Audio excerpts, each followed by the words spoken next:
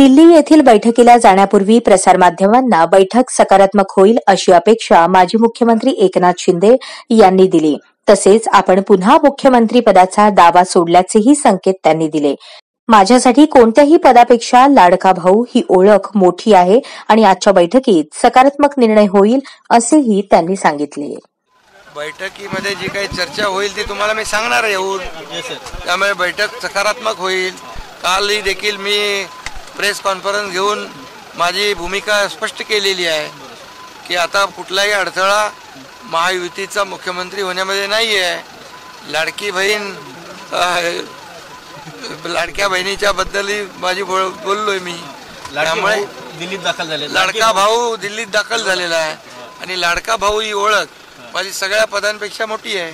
त्यामुळे तुमच्यासोबत काही मंत्री देखील उपस्थित आहेत, खासदार देखील उपस्थित आहेत. हो आहेत ना. सविस्तर चर्चा होणार. मुख्यमंत्री आणि इतर आपलं मंत्रिमंडळ विस्तारासंदर्भात देखील सविस्तर सगळी चर्चा होईल.